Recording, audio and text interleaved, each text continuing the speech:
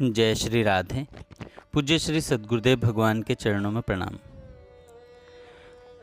पूज्य श्री भाई जी के जीवन की कुछ अंतरंग वार्ताएं कुछ निजी साधकों के साथ। साधक ने कहा, भाई जी हम अपनी तरफ से क्या करें। पूज्य भाई जी ने कहा, एक तो बिना किसी शर्त के समर्पण कर दो और दूसरा अनिवार्य चिंतन होता रहे।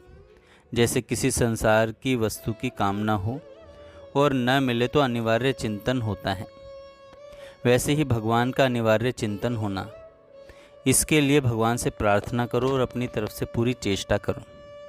साधक ने प्रश्न किया, भाई जी काम वासना की जो वृत्ति है उसका जल्दी नाश कैसे हो। पूज्य भाई जी कहते हैं, इसके लिए गायत्री और सूर्य की उपासना करनी चाहिए। आदित्य हृदय स्तोत्र का पाठ किया जाता है। शिव जी की भी उपासना की जाती है। इसके लिए सबसे बढ़िया है रास पंचाध्यायी का पाठ। 5 अध्यायों का पाठ या अंतिम अध्याय का पाठ करने से भगवान की कृपा से बहुत जल्दी नष्ट होती हैं। साधक ने कहा, जैसा जीवन बनना चाहिए भाई जी, वैसा तो इतने दिन बीतने पर भी नहीं बना। पूज्य भाई जी कहते हैं, काम तो हो ही रहा है, कृपा पर विश्वास बढ़ाना चाहिए। विश्वास से सब काम अपने आप हो जाता है। कृपा की हर समय बाट देखता रहे। निराश कभी मत होना, नकारात्मक कभी नहीं सोचना।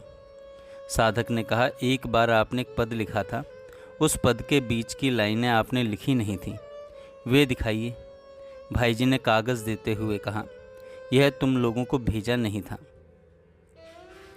रख लिया था, इनको फाड़ने का विचार है। साधक ने कहा, तब आपने लिखे ही क्यों, लीला तो आपने देख ही ली थी। भाई जी ने कहा, यह तो मेरे वश की बात नहीं है, जब सामने आती है तब कलम अपने आप ही चलने लगती है। यह ध्यान ही नहीं रहता कि क्या लिखूं, क्या नहीं लिखूं। बाद में तो पूरी याद ही नहीं रहती और सैकड़ों में से 1-2 ही लिखी जाती हैं। कुछ रुककर यह सब चीज़ें पढ़ने के बाद मन में चंचलता नहीं आनी चाहिए। साधक ने कहा, चंचलता का रहना तो आपकी कृपा का अभाव सा ही है। भाई जी ने कहा, इस मार्ग के अधिकारी बहुत कम होते हैं। साधक ने कहा, हम जैसे लोगों पर भी आपने कैसी कृपा की है। भाई जी ने कहा, मैं कृपा नहीं समझता। कृपा तो वैसी होती है जैसे कोई व्यक्ति कुछ मांगने आया और उसे वह वस्तु दे दी। साधक ने कहा, तब हम क्या माने। भाई जी ने कहा, प्रेम में देना नहीं रहता, वहाँ तो सब कुछ एक होता है। साधक ने कहा, हम लोग बैठते हैं तो एक ही चर्चा अच्छी लगती है और चलती है। आपको किसके भाव अच्छे लगते हैं। भाई जी ने कहा, भगवान में तो तुम्हारे भाव अच्छे हैं और डैश में उसके भाव अच्छे हैं। साधक ने कहा, हम लोगों को यहीं रख लीजिए। भाई जी ने कहा, कैसे रख ले, उसके घर में माँ बाप है, तुम्हारे घर में बाल बच्चे, सबको संभालना पड़ता है। साधक ने कहा, आप छुड़ावें तो सब छूट जाए। भाई जी ने कहा, मैं कैसे छुड़ा सकता हूँ, वह भी कर्तव्य समझकर करना चाहिए। मन से यहाँ रहो, असली रहना तो मन से ही होता है। शरीर के संयोग में कई बाधाएं आती हैं। साधक ने कहा, मुझे तो एक ही बात बता दीजिए। भाई जी ने कहा, जो लीला सामने आए उसको चिंतन नहीं मानना चाहिए। एक बात तो यही है कि तुम निश्चय कर लो कि मुझे राधा माधव ने अपना लिया है। साधक ने कहा, मेरे जैसे नीच को भी आपने अपने 5-6 विशेष व्यक्तियों में शामिल कर लिया। भाई जी ने कहा, भगवान कभी नीचता की ओर नहीं देखते। जब तुम मेरा स्नेह मानती हो तब निश्चिंत रहना चाहिए। एक संत हुए श्री रघुनाथ दास जी। सन 1943 में होली के कुछ दिन पहले श्री भाई जी ने रतनगढ़ में भगवान नाम प्रचार के लिए एक विशाल संत सम्मेलन का आयोजन किया, जिसमें अन्य संतों के अलावा वृंदावन स्थित श्री रंगजी मंदिर के प्रधान संत रघुनाथ दास जी भी पधारे थे। रघुनाथ दास जी ने कहा, भाई जी आपकी महिमा क्या कहूँ। भाई जी ने कहा, महिमा क्या महाराज, यह तो आपकी कृपा है जो आप यहाँ पधारे। आपके चरणों की मुझ पर कृपा ही कृपा है। कहाँ तो आप श्री रंग जी के मंदिर के प्रधान एवं अंतरंग जन और कहाँ मैं सांसारिक साधारण जीव। रघुनाथ दास जी ने कहा, भाई जी आप जो भी कहें सो ठीक है, पर आपकी महिमा क्या लिखूं? आप परम भक्त हैं। इस संत सम्मेलन के लिए आपका निमंत्रण मिला। अब मेरे मन में बड़ी दुविधा थी कि रतनगढ़ जाऊं अथवा नहीं जाऊं। इधर तो संत समारोह में आने के लिए आपका निमंत्रण, और उधर श्री रंग जी के मंदिर में होली का बृहत उत्सव। मंदिर के लोग भी आग्रह कर रहे थे कि यदि आप जाएंगे तो यहाँ मंदिर का उत्सव कौन कराएगा, कौन मनाएगा। मैं बड़ी दुविधा में था। फिर स्वयं भगवान श्री रंग जी महाराज का आदेश हुआ कि रघुनाथ दास, प्रत्येक वर्ष तो तुम मेरा उत्सव मनाते ही हो, इस बार तुम मेरे भक्त के उत्सव में जाओ। भाई जी जिसके उत्सव में जाने के लिए स्वयं श्री रंग जी महाराज आदेश दें, उसकी महिमा की क्या कोई सीमा है? आपके दर्शन से तो मैं धन्य हो गया, आपकी महिमा का क्या बखान करूं। भाई जी ने कहा, यह तो भगवान श्री रंग जी की मुझ अकिंचन पर कृपा है। श्री रंग जी भी तभी कृपा करते हैं आप जैसे भक्तों का आशीर्वाद प्राप्त होता है।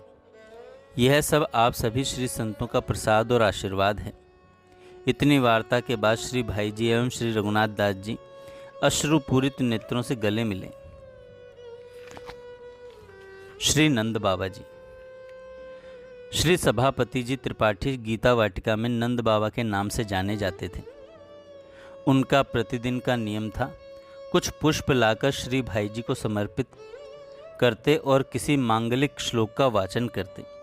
एक दिन ऐसा करके वहीं बैठ गए। भाई जी ने कहा, बाबा आपको सभी लोग नंद बाबा कहते हैं, पर क्या कभी आपको बालकृष्ण के दर्शन हुए हैं? नंद बाबा जी ने कहा, ऐसा मेरा सौभाग्य कहाँ कि उस कन्हैया के दर्शन हो सकें। भाई जी ने रसमयी विनोद भरी वाणी में कहा, तब काहे कि कैसे नंद बाबा? नंद बाबा जी ने कहा, आप ही मुझे असली नंद बाबा बना दें, आप मुझे उस कन्हैया के दर्शन करा दें। भाई जी ने दिव्य भाव की लहरों में बहते हुए कहा, अच्छा आप यहाँ बैठे रहें और इस मंत्र का जप करते रहें। श्री नंद बाबा बैठे बैठे जप करते रहे तथा श्री भाई जी बैठे बैठे संपादन कार्य करते रहे। बीच बीच में श्री भाई जी उन पर दृष्टि निक्षेप कर लिया करते। 1 घंटे के बाद भाई जी ने कहा, बाबा क्या आपको कुछ दिखलाई दे रहा है? नंद बाबा ने कहा, मुझे तो कुछ भी नहीं दिख रहा है। पूज्य भाई जी ने कहा, अच्छा आप जप करते रहिए। नंद बाबा बैठे बैठे जप कर रहे हैं। फिर थोड़ी देर के बाद भाई जी ने कहा, क्या कुछ दिखाई दे रहा है? नंद बाबा ने कहा, गैस की तेज लालटेन जल रही हो, इस प्रखर तीव्र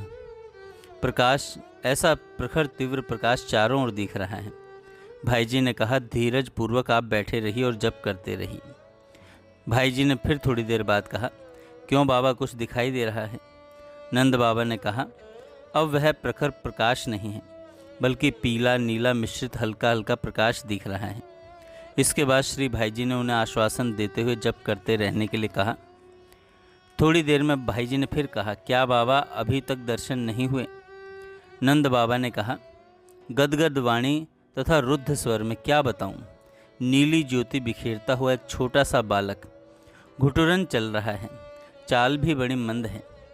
इससे अधिक नंद बाबा कुछ बोल नहीं पाए, परंतु उनके भीगे कपोल और रुंधी रुंधी वाणी उनकी स्थिति का संकेत कर रही थी। कुछ देर के बाद वे भाई जी से कृतज्ञता पूर्वक विदा लेकर बाहर आ गए। जय श्री राधे।